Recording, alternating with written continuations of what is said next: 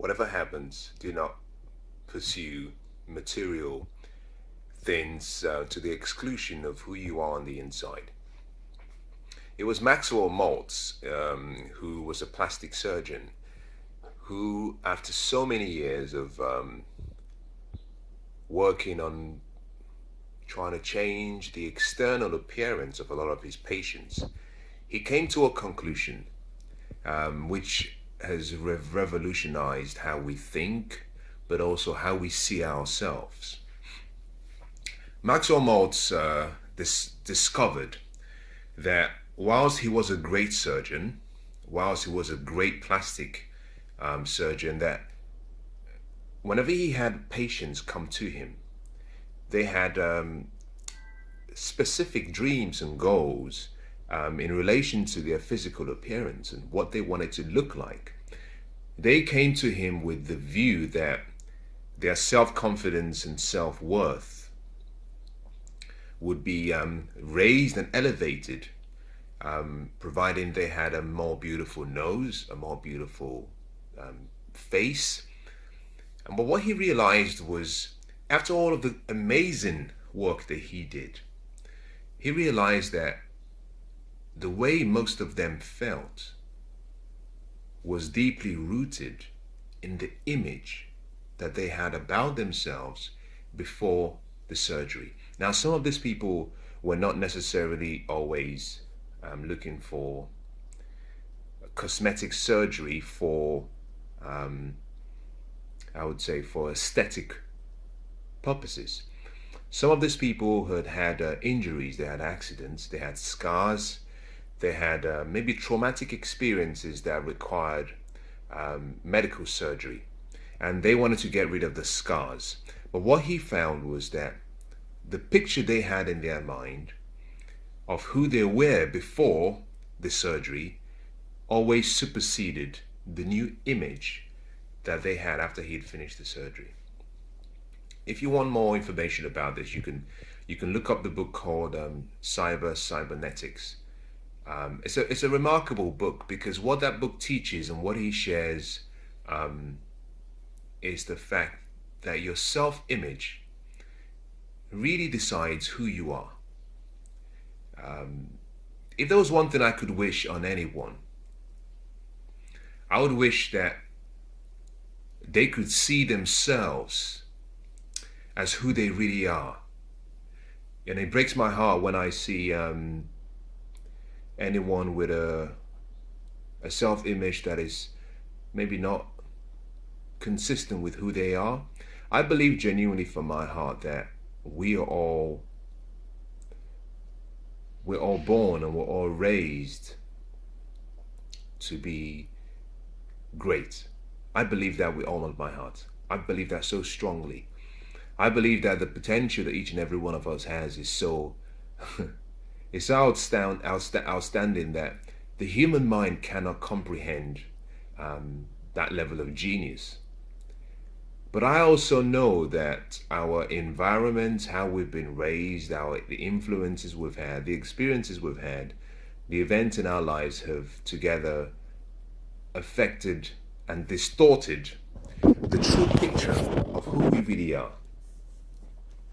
And until you have that image restored, you will always live like the person you believe you are. And if that picture you have is not one that signifies or dignifies the true essence of you, then you would be living life below your true potential. What is your self-image? Well, your self-image is simply a mental picture of yourself, but a mental picture that you have of yourself. Your self-image is so important and so powerful that it's almost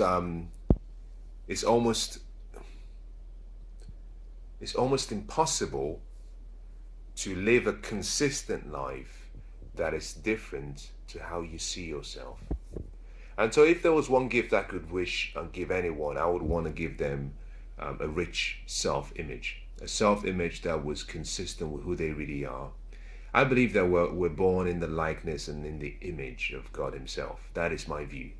I believe that we have supreme intelligence and divine wisdom in each and every one of us. I believe that we are sons and daughters of a king. I believe that we are special. I believe that we are special. And a number of years ago, I sat down and I started to look through, do a self-analysis of myself and the different qualities I had and areas that I wanted to improve.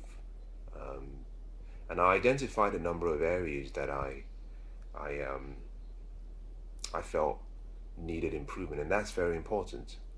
And at the end of everything, I noticed something. I noticed that my self-image was the one area that I found was not influenced by the external pressures that I faced in a few other areas, and that in itself I thought was quite good. And I think I attribute that to my father and my mother.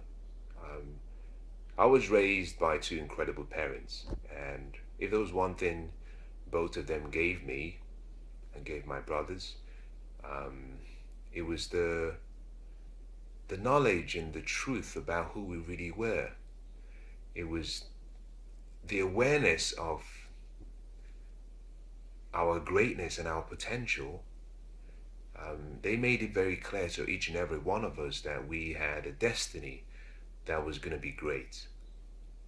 But that destiny needed a choice. We had to collaborate. We had to make the right decisions for that destiny to be fulfilled.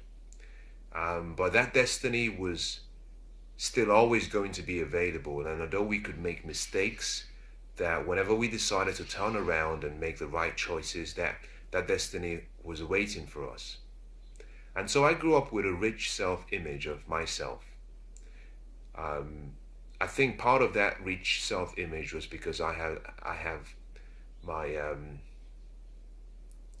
I believe because I have my beliefs are founded on my Christian faith,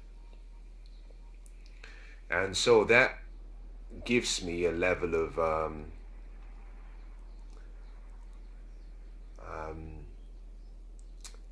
I would say gives me a level of wisdom that I wouldn't have obtained from any other source. Now, having access to that wisdom and that knowledge has led me to see the fact that we're all the same, not in terms of being equal, but we're all the same as sons and daughters of a king.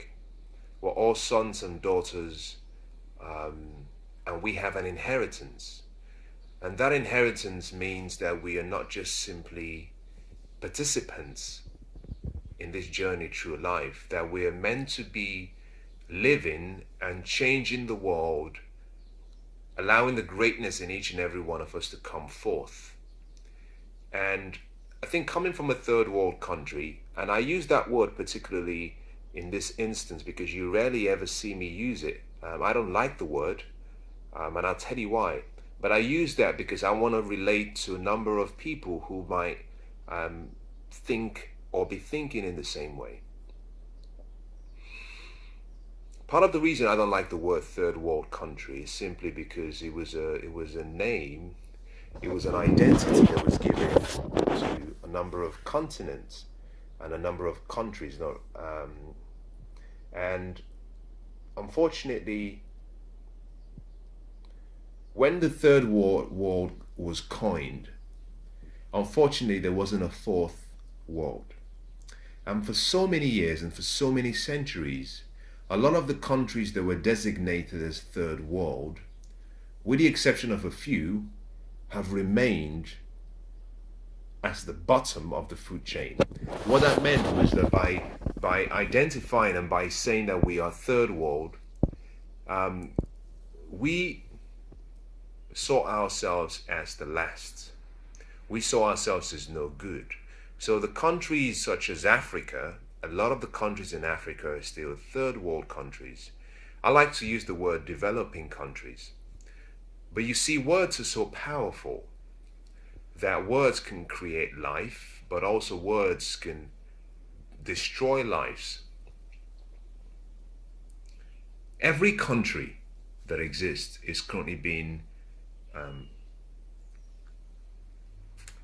governed, is currently being influenced by the thoughts and the words spoken of a few people. What we call our philosophy, or what we call our, you can say the constitution, you might say what we call democracy, is simply someone's thoughts, someone's idea that became spoken words or written words. And that is the power of words. And when the Western world gave the developing countries, which is what we are, they gave us the word, or they designated us as third world. We took on that self-image, and for generations we've been behaving like people who are the last. And it's affected a lot of people, and it's still affecting us right now. But in terms of personal self-image, this is my view. Our self-image is so important because it decides who we become. You would never behave or act like someone that is different to that image you have about yourself. We all have a picture of who we are. And my first question to you is that a beautiful picture? And is that picture one that you painted? Or is that a picture that you've taken from someone else? And I feel strongly in my heart that one of the worst things you can ever do is to allow someone else define your image. That's one of the worst things you can ever do. Because in some cases, very few people will ever esteem you. Very few people can actually see the greatness in you. We judge by sight. We don't judge by faith. We don't judge by potentiality. Part of the reason they called us the third world, this is Africa, some parts of India, some parts of Latin America. Part of the reason they called us third world is because they couldn't see the potential that we had. Now, the likes of some countries have started to break out of that image because they've now discovered their true potential. Some other countries are still stuck there. Similarly, me and you, we have an image of ourselves. And I came to the realization when I looked at all of the qualities that I wanted to improve, I came to the realization that part of the reason my self-image was the one that I thought I was proud of, and that scored high, was because almost on a daily basis, I have to renew my mind. I have to keep reminding myself of who I am, because repetition is what creates the inner peace you have within you. The same way you have to brush your teeth every morning is the same way you have to affirm yourself every day.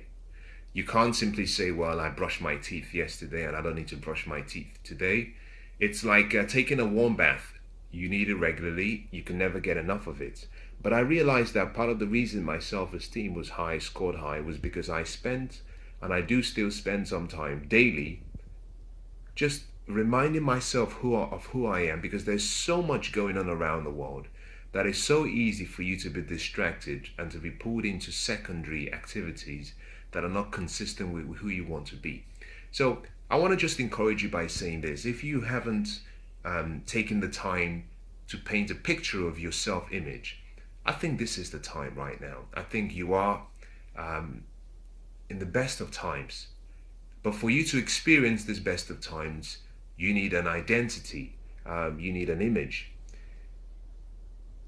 I come from very humble beginnings, and I remember flying all the way from Africa, and arriving in London, England. I'm born Nigerian, and I remember arriving, deciding to go pursue my dreams and go to London, come to London, and finish my education and hopefully pursue my dreams. And I remember arriving, and it was the first time I had ever traveled out of the country. I was still very young. But I remember arriving at the airport. It was Heathrow Airport, and I remember like it was yesterday. But I remember arriving, and we got to what we call the border control, which is the immigration control. And the first question I was asked was, who are you? Identify yourself. Now, I had my passports. I had given them my passports, but they still asked me that question. That question was a question about me identifying who I said I was. So I identified myself. I said, this is who I am. They asked me another question. They said, where have you come from? You just flown into London. So where have you flown in from? Identity is important because it gives us a clear picture of our future in a way. But it also reveals our past. It's almost like a mirror that swings both ways. Through your identity, you can see your past, but you can see your future. The second question they asked me was, where are you from? And I said, well, I'm from West Africa, Nigeria, which is where I've come from, which is where I've flown into Europe from. The next question they asked me was why I had traveled or why I had arrived in London, England. So why are you here? Why are you in London? Why in the airport? Now, all of these questions, I want you to think about this and listen very carefully because these are questions of life. I said, well, I'm here because I'm a student. I have just been given admission to come finish in the college, and I'm here to finish my studying. And I gave them all the information. I gave them the names of the references and the school, etc. But he asked me another question. Although he had my passport and he could have looked at all of these, because sometimes they want to make sure that they're allowing the right people in. He asked me another question, how long are you going to be here for? At the time, I had been given a visa for a 2-year period. So I said to them, well, I'm here for 2 years. That's the duration of the first part of me completing the college degree. For me to then be granted, it was conditional on, okay, well, if you pass, then you get to but if you were not going to make the grade, then there's no need for you being in the country. These are questions that are important. I've sidetracked a little bit from the identity theme that I started with, and I did that for a particular reason. Those 4 questions are interconnected. If you really want to understand your self-identity and your self-image, you need to know who you are. You need to know where you're from. And that where you're from, I'm not really referring to your ethnic background. You need to understand why you've been born. You see, if you understand, and those who have a rich self-image and self-identity have so much clarity and vision about what their purpose in life is and what they've been born to do, because that affirms their self-image. And then the final question has to do with, okay, at the end, this journey we call life will stop. So what's next? If you live your life with the view, with the mindset that everything that you can acquire, the things you have, material things, the physical beauty, the size of your perhaps your head of hair, the size of your bank account, whatever that might be. If you live your life with this artificial ways of coloring your self-image, someday you would find a level of emptiness that you cannot define. Because you see, man's possession, a man's life, your life and my life cannot consist of the abundance of our possessions. It's not what we have that makes us who we are. As a matter of fact, who we are decides what we have, not the other way around. You are greatness captured in a form of a body, and that greatness attracts everything you have. You don't become influential and great because of the things you have. No, greatness is not inherited. Greatness is not earned. Greatness has nothing to do with what you do. Greatness has nothing to do with your IQ or skills or your talents. Greatness has more to do with you being and living the life that you were born to live. And so what I want to do with you is give you 4 or 5 different ways to start to, if you find yourself in a place where you're not too sure about your true self-image and you want to build and develop that self-image, I want to give you 4 ways in which you can do that. The first is that you have to become a big dreamer. You have to dream. You see, without dreams, you have little or no hope. Dreams give us hope. Dreams birth inspiration, motivation. Dreams develop our focus. They develop our will. They develop our consciousness about what we can create in the future. And until you have a dream, you're very poor. I think I tweeted something the other day, and that had to do with it. It went along the lines that I don't really mind if I have nothing in life, as long as I retain my ability to dream, to use my mind to create, because creativity and creation is the first thing we have as people and human beings. We have a need to create. Our imagination needs, it's like a mental food. We have to keep creating. And so the first thing you have to do if you want to improve your self-image is to develop the ability to dream. Dream like you could not fail. And let me ask you a question that Robert Schuller asked. He said, what one dream would you dare to dream if you knew you could not fail? What one dream would you dare to dream if you knew you could not fail? If you were given a magic wand, if such a thing exists, and you were asked to dream of any future you want and you could have it, what one dream would you dare to dream if you knew you could not fail? Clarity on your dream is the beginning point of increasing your self-image, because your dream does something. It shows you a picture of the future, of the potentiality of what could become.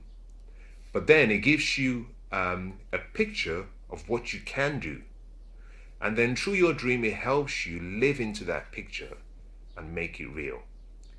And I think the 3 combinations are so important that in itself can radicalize and change your self-image. So the first thing you have to do is dream.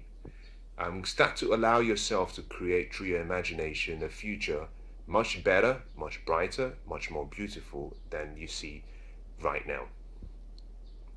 The second thing you need if you want to be a good dreamer is you must have a desire, a burning desire, almost a passion for your dreams. And let me explain both.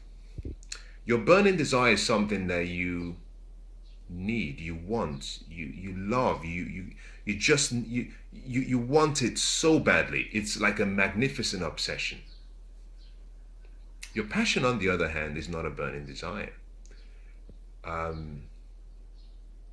Your burning desire shows you what you really want. Your passion shows you what you're not willing to live without experiencing. So your passion goes beyond just the burning desire. I'll give you a good example. You might say I have a burning desire of, I would love to have a car, a red Ferrari, for example. That is a desire, and that's good. You should want the best things in life. Your passion could be, I have a passion for fulfilling my purpose. Your burning desire says, well, I need a Ferrari, but if I'll be okay if I don't have it. If someone gave me a Lamborghini, that's okay. It's equally as good. But I mustn't have the Ferrari. Your burning desire is different. Your passion says, well, I have to fulfill my purpose. I have to live my true life's purpose. I cannot live without it. That simply says that, if you were given an option between choosing a Ferrari and choosing your heart's true calling, that you might just turn down the Ferrari because you know that you can live without the Ferrari, but you cannot live without fulfilling your purpose. So the second way of actually developing your self-image is develop a burning desire. Develop a burning desire. The third way of increasing your self-image is that to allow yourself to document the progress you're making towards achieving your dream. Small daily improvements in every area of your life results or will result in a remarkable change in your life. And what I mean by that is simply the fact that every day you grow, you learn, and the nature of how your future plans out or maps out really depends on the extent to which you grow every day. The progress is one of the ways through which you find fulfillment, the fact that you believe that you're growing every day. So it's very important. You have to document small wins, and that means you have to start keeping a record of things you're doing well so that you have something to look at when things do not work well, because you will come through the difficult times, but when those times come, you can look back at your progress and you can simply say, I've done this before, or you can say, if someone else can do it, then I too can do it, because I believe I have the same level of genius and I have the same level of opportunities that they had. At the end of the day, failures will come, setbacks will come, but you have to discipline yourself not to be easily influenced by the events that occur in your life, because you should know how the story ends in your life. And this simply means that you should be aware of how much you can achieve in the end. Now, I think the fourth thing I would say if you want to improve your self-image is, this is a difficult one, but I believe that to improve your self-image, you need to, in addition to reaffirming yourself on a daily basis, it's important you go back and understand what makes you unique, what makes you different from other people. I believe if you tried all these 4 different steps and if you were to implement them, that you find that your level of self-image starts to increase, and you start to find that the opinions of people, the comments that people have of you, does nothing, because you know within yourself who you really are. So to change your life, always remember that your self-image is the one area that can either make or break the future you're trying to create.